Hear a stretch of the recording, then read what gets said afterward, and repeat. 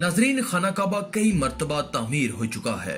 खाना काबा जिस तरह आज हमें नजर आता है ये वैसा नहीं है जो हजरत इब्राहीम अलैहिस्सलाम और हजरत इस्माइल अलैहिस्सलाम के दौर में तामीर हुआ था। वक्त के साथ पेश आने वाली कुदरती आफात और हादसात की वजह से इसको दोबारा तामीर करने की जरूरत पड़ती रही है।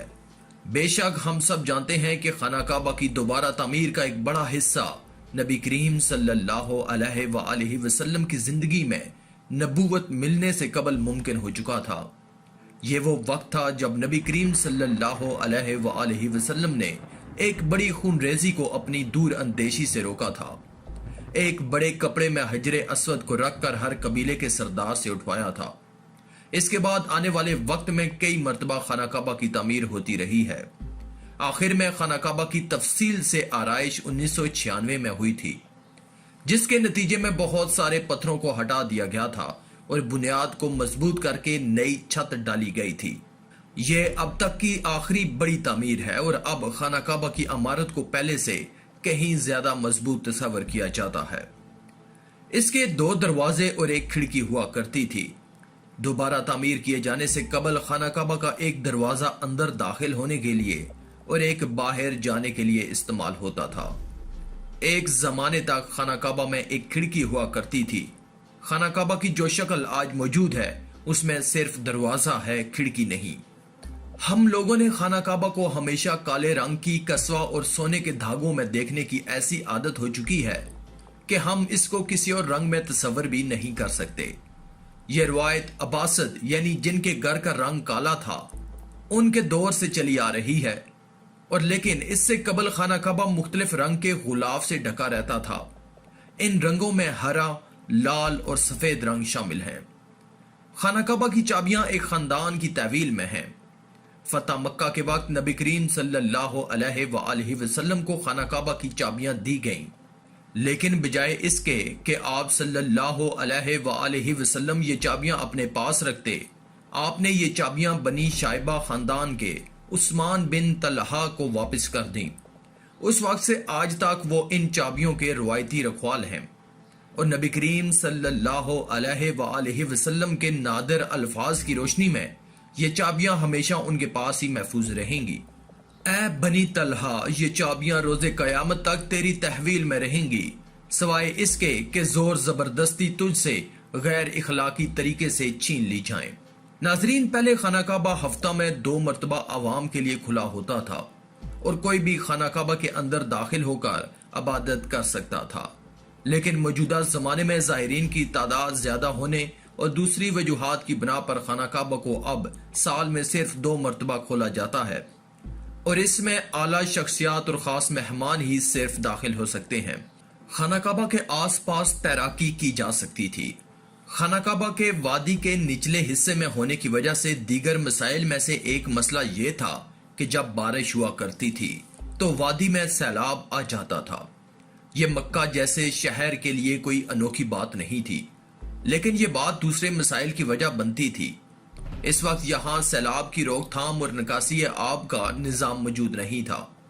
बारिश के आखिरी दिनों में खाना काबा पानी में आधा डूबा रहता था, लेकिन क्या इस वजह से तवाफ काबा रुका? हरगिज नहीं। मुसलमानों ने काबा के इर्द गिर्द तैराकी करके तवाफ शुरू कर दिया। खाना काबा के बिल्कुल ऊपर जन्नत में एक और खाना काबा मौजूद है। इसका जिक्र कुरान पाक में भी आया है और नबी पाक सल्लल्लाहु अलैहि वसल्लम ने भी इस बात की निशानदेही की है। अल्लाह के नबी सल्लल्लाहु अलैहि वसल्लम ने माराज का वाकया सुनाते हुए फरमाया, जब मुझे बैतुल मामूर यानी अल्लाह का घर दिखाया गया तो मैंने हजरत जिब्राइल अलैहिस्सलाम से पूछा। उन्होंने जवाब दिया कि यह बैतुल मामूर है जहां 70,000 फरिश्ते रोजाना अल्लाह की इबादत करते हैं और जब वो यहां से जाते हैं तो वापस नहीं आ पाते, हमेशा नया दस्ता आता है। क्या आपने कभी इस बात पर गौर किया है कि हजरे अस्वद चांदी के सांचे में क्यों घिरा रहता है? कुछ ज़ाहिरीन के मुताबिक हजरे अस्वद बहरीन से ताल्लुक रखने वाले इस्माइली ग्रुप ककमाटियंस के हाथों टूट गया था। इन लोगों का यह ख्याल था कि हज मुबारक एक तौहीन परस्ती का अमल है। अपनी बात को सच साबित करने के लिए इन लोगों ने 10,000 हुजाज को मारकर उसकी बाकियात को आब जमजम के कुओं में फेंक दिया था। یہ غیر انسانی عمل کافی نہیں ہے۔ یہ شیطان حجر اسود کو عرب کے مشرق میں لے گئے اور پھر عراق کے شہر کوفہ لے گئے، جہاں اس کے عوض تاوان وصول کیا جب ان کو مجبور کیا گیا۔ جب اسے واپس کیا گیا تو یہ ٹکڑوں میں تھا، اور اس کو یکجان کرنے کا صرف ایک طریقہ سمجھ آیا تھا کہ اس کو چاندی کے سانچے میں رکھا جائے۔ کچھ تاریخ دانوں کے مطابق اس مقدس پتھر کے کچھ حصے آج بھی کہیں گم ہیں۔ خانہ کعبہ مکعب کی شکل کا نہیں ہے۔ مکعب کی شکل سے مشہور خانہ کعبہ دراصل مستطیل کی شکل کا ہے۔ خانہ کعبہ کبھی بھی مکعب کی شکل کا نہیں تھا۔ اس کی اصل زاویے کے مطابق یہ ایک آدھا گول حصہ ہے جس کو حجر اسماعیل کہا جاتا ہے۔ نبی کریم صلی اللہ علیہ وآلہ وسلم کو نبوت ملنے سے پہلے جب خانہ کعبہ کی دوبارہ تعمیر ہوئی تھی، تب قریش نے اس بات کی حامی بھری تھی کہ وہ حلال کمائی سے ہی اس کی تعمیر مکمل کریں گے۔ اس کا مطلب یہ ہے کہ جوئے، لوٹ مار، جسم فروشی اور سود جیسے حرام کاموں سے کمایا ہوا پیسہ استعمال نہیں ہوگا۔ قریش اتنے امیر تجارتی شہر میں ہونے کے باوجود اتنی رقم جمع کرنے میں ناکام ہو چکے تھے جو خانہ کعبہ کی تعمیر اس کے اصل سائز اور رقبے کے حساب سے کر سکیں۔ انہوں نے خانہ کعبہ کی چھوٹی عمارت تعمیر کی اور اس کی دیواریں مٹی کی اینٹوں سے بنائی۔ اپنی زندگی کے آخری حصہ میں حضور نبی کریم صلی اللہ علیہ وآلہ وسلم نے خانہ کعبہ کی دوبارہ تعمیر کا ارادہ کیا تھا، مگر یہ عظیم فریضہ انجام دینے سے پہلے ہی آپ صلی اللہ علیہ وآلہ وسلم جہان فانی سے کوچ کر گئے۔